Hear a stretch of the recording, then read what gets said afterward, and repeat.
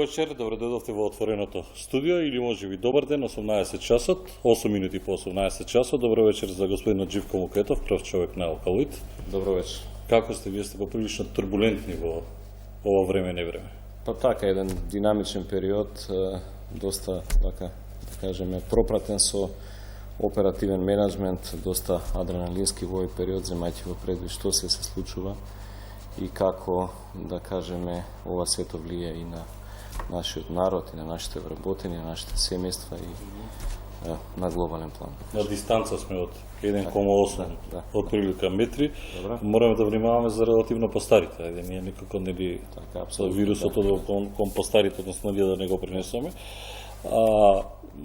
Многу вика, ајде, каде се големите компании, Алкалоид прв практично го потегна потегот, одвојувајќи или донирајќи 200.000 евра како општествено одговорна компанија. Тие ги упативте на сметка, на донаторска сметка. Тие ги уплативме на наменска донаторска сметка која е отворена во рамките на Министерството за здравство. Така. Оно што сите очекувате, имаме ли дезинфициенси? Дезинфициенси Може би да бидеме сигурни. имаме и ќе имаме уште повеќе. Врзано за дезинфициенсите, може би сакал да ја малку накратко раскажам целата временски како одеше активност од моментот кога почна кризата. Значи, дезинфициенсите се дел кој е не така голем во рамки на портфолиото на компанијата Алкалоид. Ние сме ги работеле најчесто како дополна на програмата на лекови. И за дезинфициенсите никогаш не сме се ни амбицирале посебно. Сосема други компании биле тие кои го креирале пазарот на дезинфициенси во Македонија. За жал, на крајот на февруари, тоест веројатно во средината на март, предпоставувам, одеднаш тие компании, веројатно по налог на државите од каде што доаѓаат и забраните за извоз на нивни производи, немаа можност да ги покријат потребите кои нагло се зголемија на пазарот во Македонија. И врзано за тоа одеднаш се створи една голема дупка на пазарот, дупка која резултира и со одредена нервоза кај македонските граѓани, која е апсолутно за разбирање, земајќи во предвид целата ситуација во која се наоѓаме.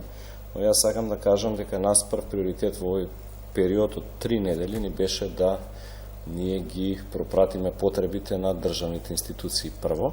Тоа значи Министерството за здравство имаше огромни потреби За дезинфициенсите, Министерството за одбрана, Министерството за внатрешни работи. Тие се најбитни столба практично. Центарот за управување со кризи. Онда помогнавме, тоест обезбедивме итни потреби на градовите Скопје, Кавадарци, Дебар, кога беше блокадата, Куманово пред некој ден. И одлуката е таква, да прво одиме со значи обезбедување на тие количини, а да паралелно со тоа колку може обезбедиме количини за потребите на граѓаните, на аптеките, на продавниците. Направивме една работа која денеска стартуваше, која сметам дека е многу важна од аспект на дезинфициенсите, а тоа е дел од производството на козметика. Ги пренаменивме машините кои до сега произведуваа шампони и од денеска дел од тоа производство ќе произведува дезинфициенси, поточно дезинтал, кој е производ кој најмногу се бара. И ние очекуваме од понеделник да целата таа ситуација околу дезинфициенсите се стабилизира. Тука би сакал уште една работа да кажам, дека криза со дезинфициенси во моментов има во цел свет. Во моментов немате дезинфициенси во Буц во Лондон, например, а Буц е најголемиот ланец на дрогери маркети во Велика Британија. Така да не е нешто кој е ексклузивитет на нашата држава, туку е нешто кое дојде пренагло. Чисто само за компарација, ние во текот на месец март произведовме дезинфициенси колку 2017, 18 и 19 година заедно. За 3 години? Колку за 3 години што сме произвеле, толку во месец март произведовме. На страна од тоа што ние, значи, никогаш не сме биле купец на големи волумени на тие суровини, па ние во овие 3 недели, сакам посебно да се заблагодарам на тимовите во Алкалоид кои работеа на тоа, значи успеавме да донесеме суровини од 8 различни земји, значи носиме нешто од Швајцарија, нешто од Турција, нешто од Бугарија, нешто од Унгарија. Голема благодарност на Квасара Битола, која ни обезбеди дел од алкохолот, за да може да со помош на тој алкохол дел од тие производи ги обезбедиме. Значи еден поприлично турбулентен, динамичен период од 3 недели во кој требаше и да се најдат суровини, требаше да се најде амбалажа, требаше да транспортните предизвици се решаваат на сите тие суровини, знаеме каква е ситуацијата. Ја прашам малку подоцна околу тие логистички предизвици за кои се соочувате, верувам дека се соочувате, од еднаш целиот свет замре, господин Мукаитов. Прво да ја расчистам работа, значи иако ваша не е примарна задача ова со дезинфициенсите, вие како велитони дел што е за шампони го пренасочувате веќе или козметичкиот дел на правење на дезинфициенси, можеме да видиме спокојни од тој аспект како трошава дека можеби не граѓанството, меѓутоа она што е најбитно во моментот, тоа е здравството, армијата, полицијата, дека тие може да бидат безбедни кога се во прашање сите овие средства за дезинфекција и така натаму.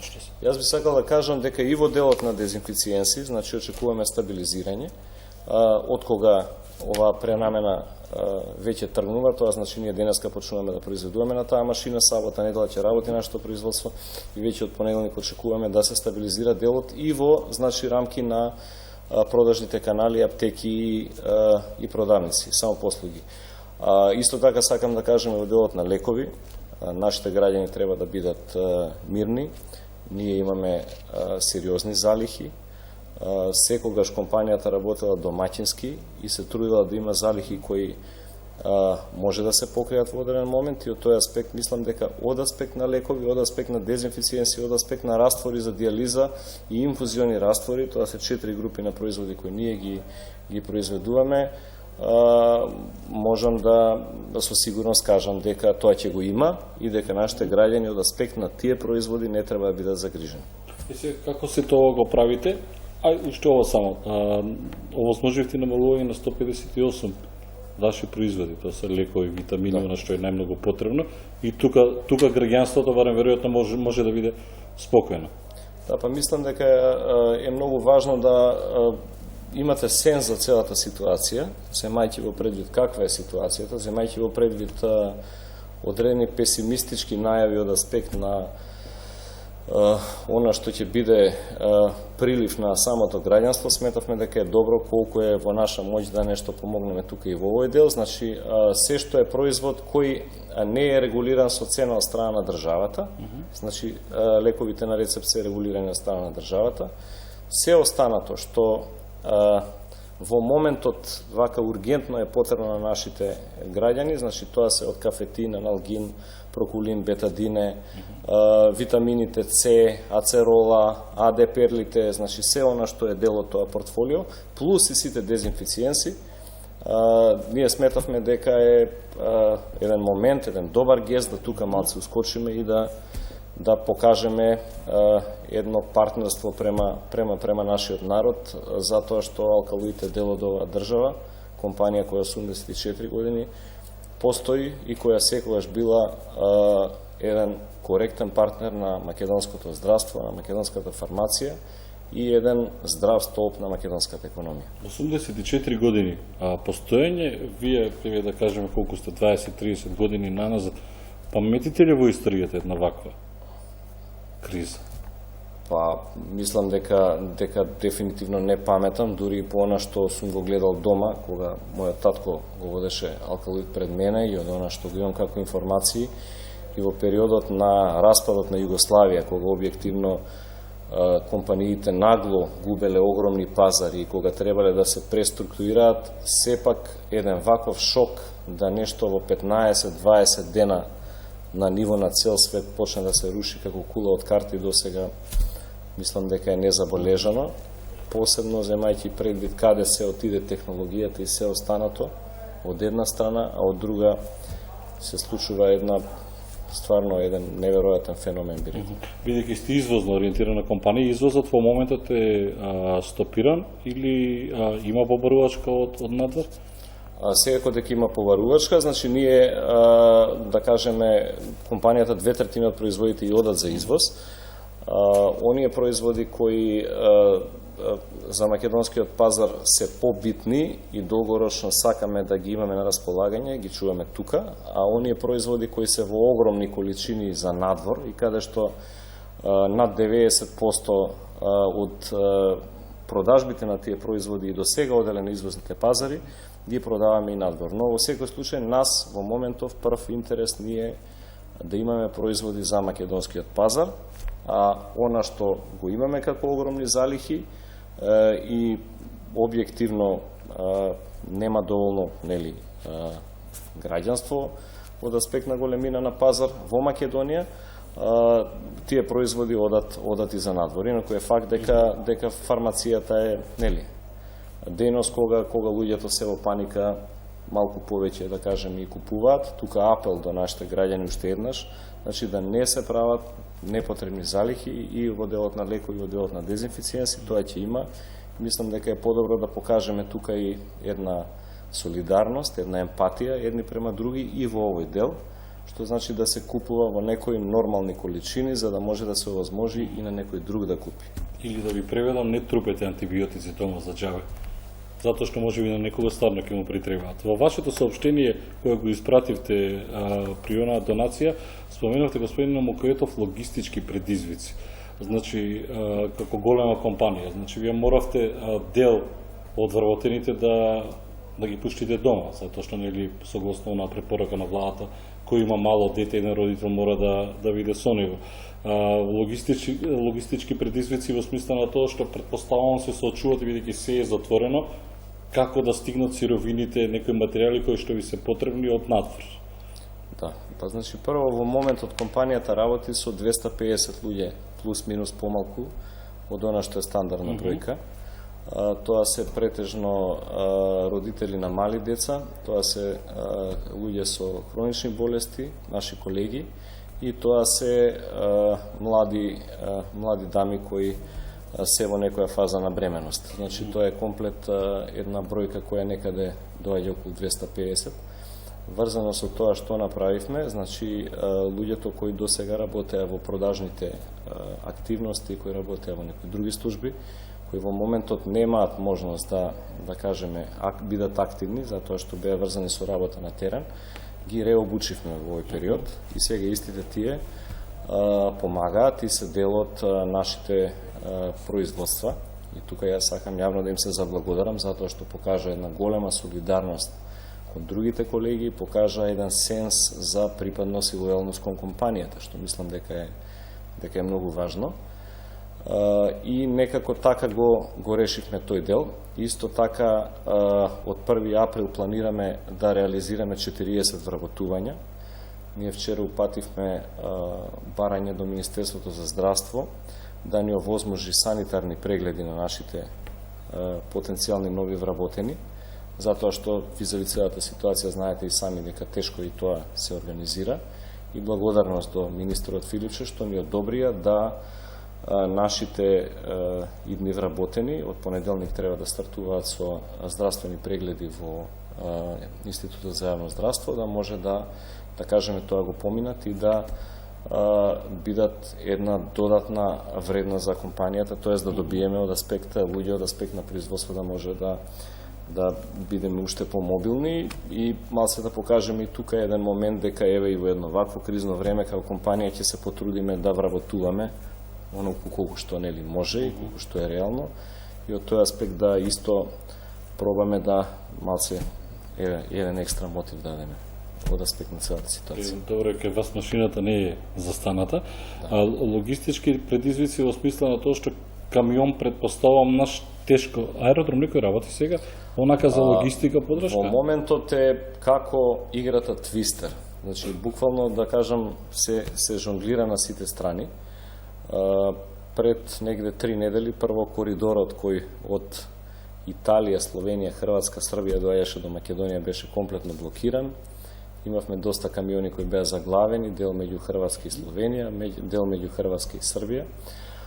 Тоа по неколку дена на некој начин се одглави, дел преку Унгарија, преку Хоргош, дел се пушти продок на таа роба.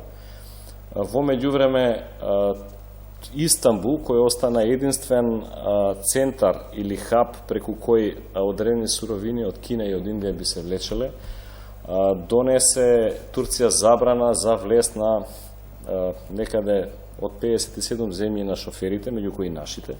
Па тука исто благодарност до Министерството за надворешни работи на Македонија, кој успеа да кажем излобира да сепак тоа се смени. Па после тоа Бугарија го забрани да кажеме транзитот меѓу Македонија и Турција.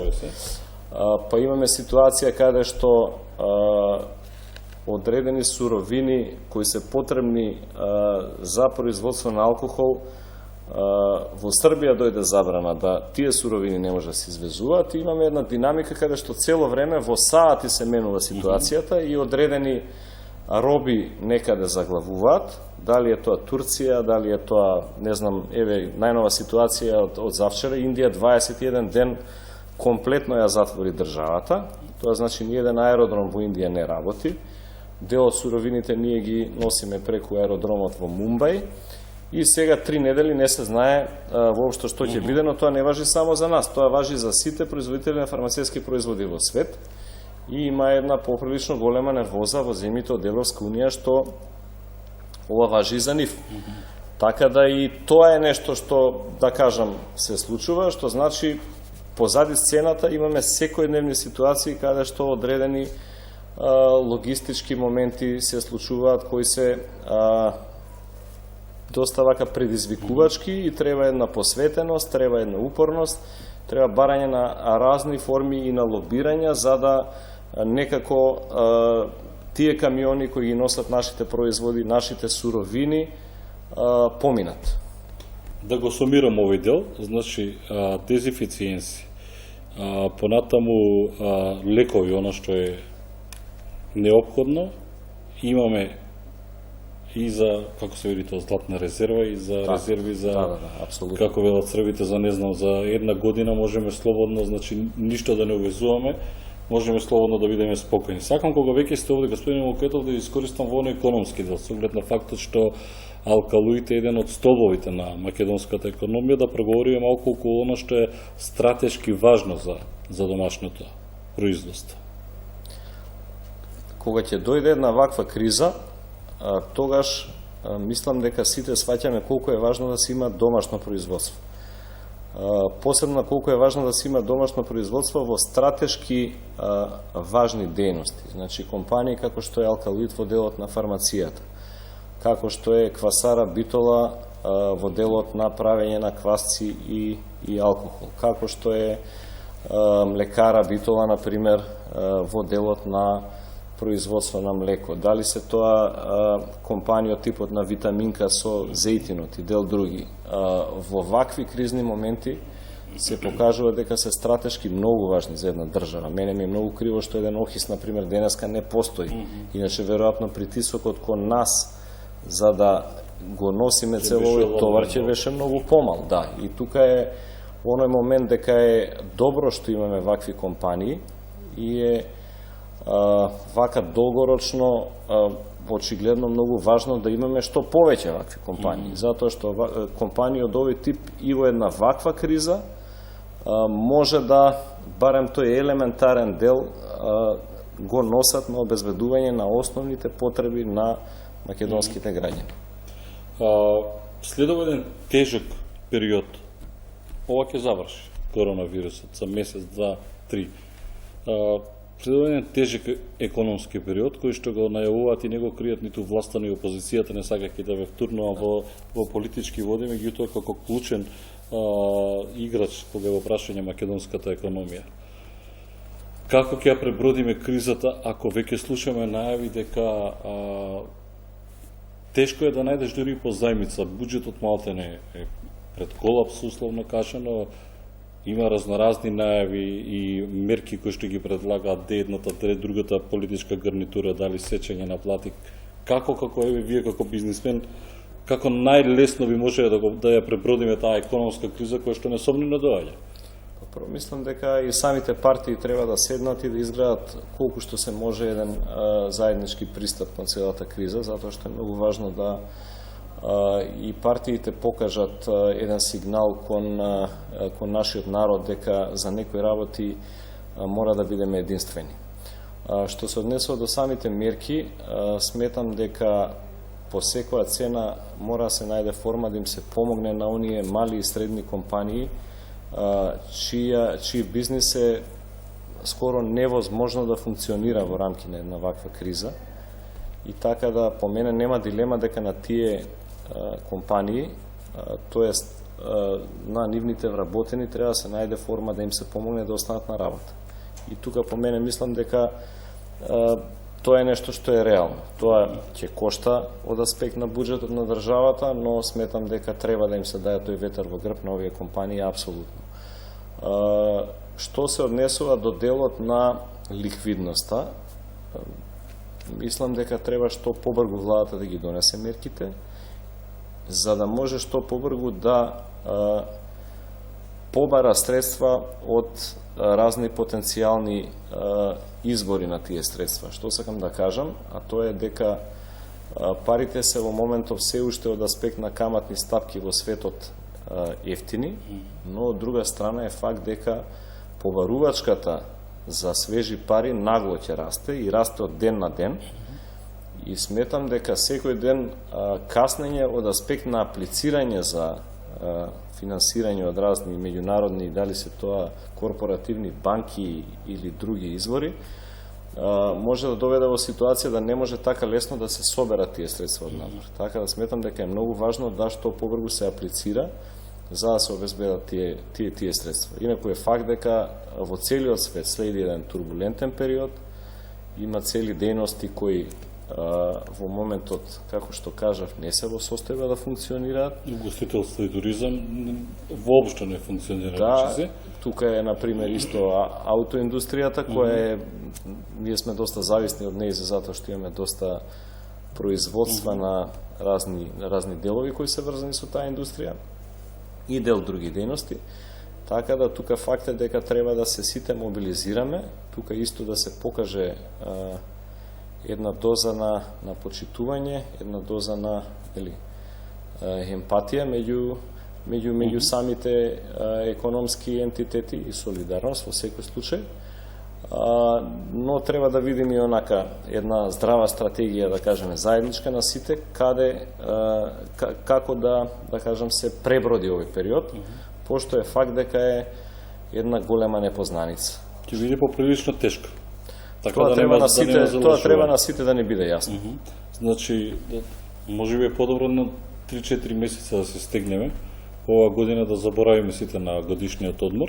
Кога ја споменавте ликвидноста на буџетот и веќе мислам дека и тешко се доаѓа до пари, затоа што Европа малку се покаже во целиот овој контекст несолидарни и ние тешко како мала држава да стигнеме до пари. Ако една Германија ви побарала 350 милиарди дека и требаат нејзе, една Британија 200 милиарди, Холандија 150 милиарди, за нас остануваат она како се вели трошките.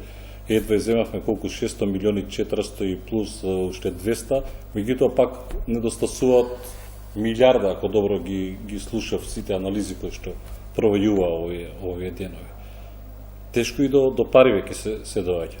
Затоа и говорам дека треба што побрзо да се аплицира, за да сепак и во тој ред се застане понапред. Кој модел би бил можеби за Македонија најдобре да седнат сите? Овде најмалку се битни политичките чинители или лидерите на политичките партии.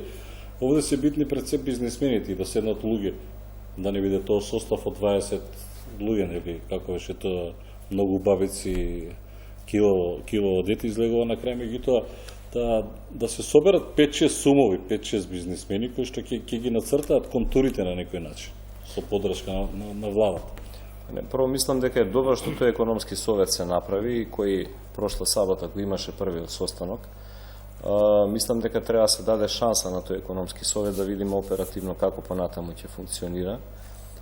Така да не би можел да кажам кој е правиот модел. Сметам дека сега тој економски совет е формиран, таму има една интересна компилација на квалитетни луѓе од разни области кои имаат некој допир со економијата, но сепак мислам дека треба да му даеме простор да видиме како понатаму, дали ќе се бават со конкретни дејности, дали ќе се поделат на некои субгрупи, дали ќе има конкретни луѓе задолжени за тие субгрупи, но важно е да, ви викам, се брзо стартува со мерките и да брзо се аплицира за средства во меѓународните банкарски институции. И ако да прашате за успешен модел, веројатно тоа е прашање од $1.000,000 денеска, кое што никој во светот не може да одговори на тоа.